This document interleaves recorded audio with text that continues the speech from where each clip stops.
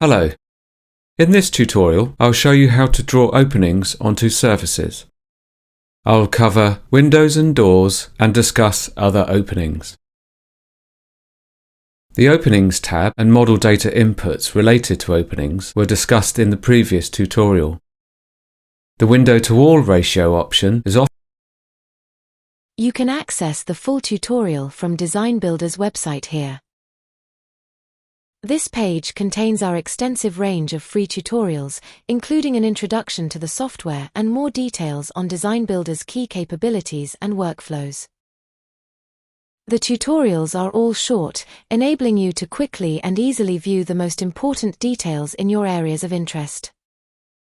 They provide an excellent guide for anyone wanting to evaluate Designbuilder. A direct link to this specific tutorial is included in the video description.